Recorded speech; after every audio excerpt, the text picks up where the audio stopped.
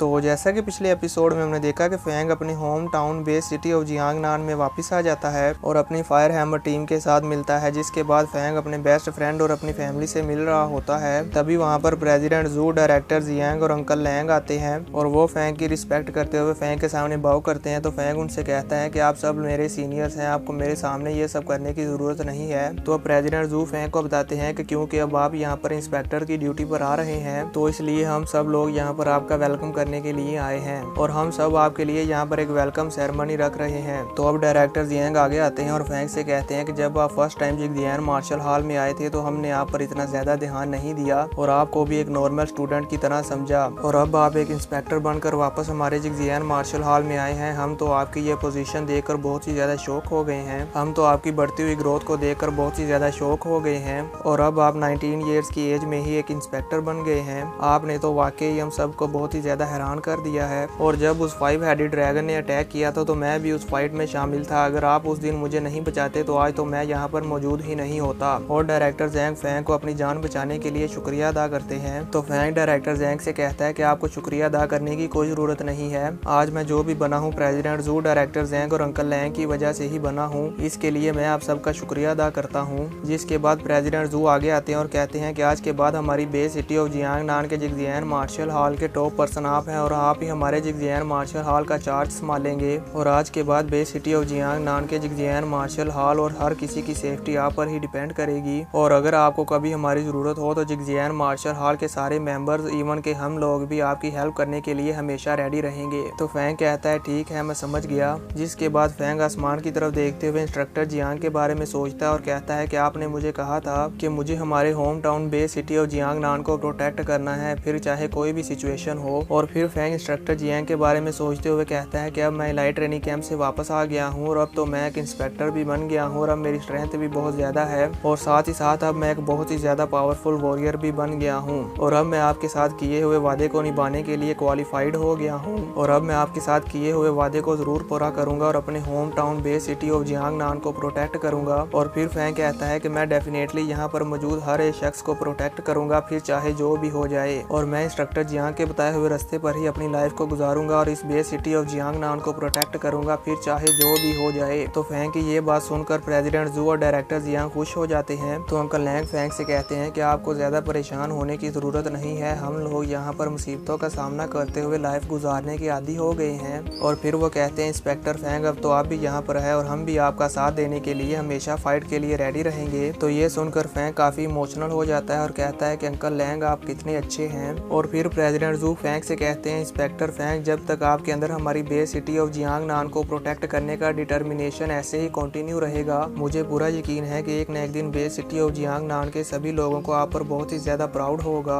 तो ये सुनकर फैंग कहता है प्रेसिडेंट जू मैं अपनी ड्यूटी पूरी ईमानदारी से करूंगा और बेस सिटी ऑफ जियांगनान के सभी लोगों को प्रोटेक्ट करूंगा।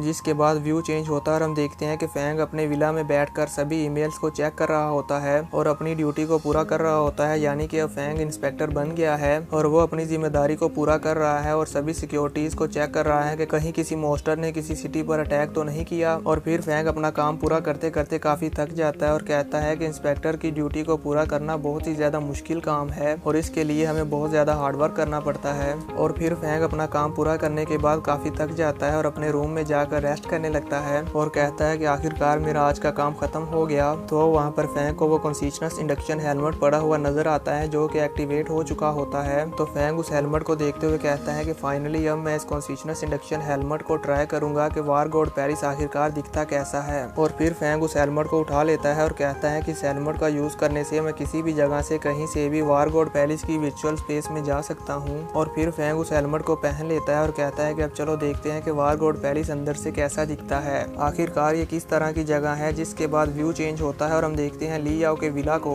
जहाँ पर ली याओ अभी भी बहुत ज्यादा परेशान होता है और वो अभी भी ड्रिंक करे जा रहा होता है। तभी वहाँ पर वैनिना आती है और कहती है कि ये फैंग तो अब एक इंस्पेक्टर बन गया है, पर ये एक इंस्पेक्टर किस बेस पर बना है। और वो कहती है कि लाइट ट्रेनिंग कैंप का कोटा हमारे बेटे आहवुई का होना चाहिए था, जो कि उस फैंग ने हासिल कर लिया है। और इस वक्त फैंग जिस पोजीशन पर है उस पोजीशन पर हमारे बेटे आहवुई को होना चाहिए था। उस फैंग ने हमारे बेटे को किल करके अच्छा नहीं किया, मैं उससे बदला लेकर रहूंगी, फिर चाहे मुझे कुछ भी करना पड़े। और वो ये कहते टाइम बहुत ही ज्यादा गुस्से में थी। ली याओ भी उसकी ये बात सुनकर बहुत ज्यादा गुस्से में आ जाता है है। अब क्योंकि फैंग बहुत ही ज़्यादा पावरफुल बन गया है, इसलिए वो दोनों कुछ भी नहीं कर सकते और ना ही उसे किल कर सकते हैं और ना ही उससे अपना बदला ले सकते हैं। इस वजह से वैनिला लिया पर गुस्सा करते हुए जाकर बैठ जाती है और ज़ोर ज़ोर से रोने लगती है और कहती है कि अगर वो फैंग ने हमारे बेटे को किल नहीं किया होता तो इस वक्त हमारा बेटा इलाइट ट्रेनिंग कैंप में होता। और वो अपने बेटे को याद कर करके बहुत ही ज़्यादा उदास हो जाती है और बहुत ज़ोर ज़ोर से रोने लगती है। तो लिया उसके पास आकर बैठ जाता है और उसे हिम्मत देते हुए कहता है कि तुम फिक्र मत करो, मैं उस फैंग से बदला लेने के लिए कुछ ना कुछ ज़रूर करूँगा। और फिर वो वैनिला से कहता है कि मैं मिस्ट आइलैंड से वापस आने के बाद फैंग के बारे में ही सोच रहा हूँ,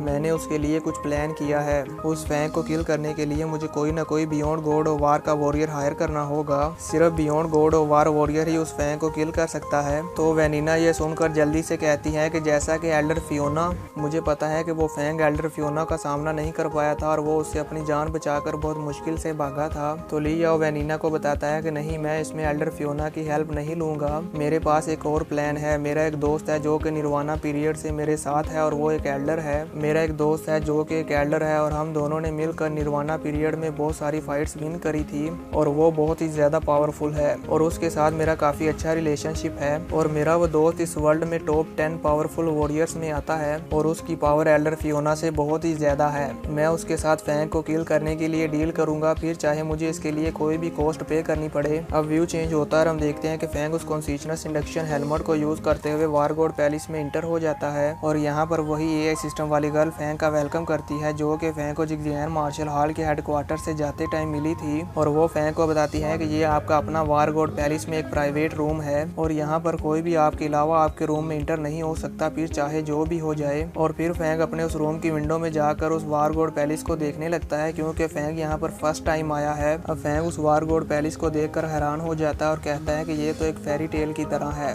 और इसी के साथ ये एपिसोड खत्म हो जाता है। अगर आपको मेरी एक्सप्लेनेशन वीडियो पसंद आई हो तो कमेंट करके ज़रूर बताना, वीडियो को लाइक कर देना, चैनल को सब्सक्राइब करके बेल नोटिफिकेशन को ऑल पर सेट कर दो ताकि जब भी मैं वीडियो अपलोड करूँ तो आपको नोटिफिकेशन मिल जाए और आप मेरी वीडियो सबसे पहले देख सके। मिलते हैं नेक्स्ट एपिसोड में, तब तक के लिए बाय।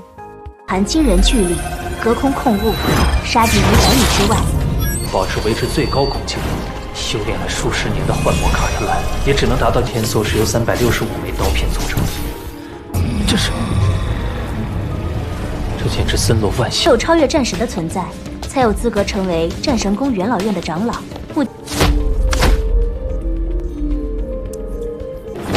只恨我力耀无能。这罗峰已经是无敌战，便是现在地球上最强的5位强者。怎么回事啊？什么事能让你哭？因为红的怒火。可即便如此，你们还是想杀了这个层次的。但你可知道，杀这突破战神谈何容易？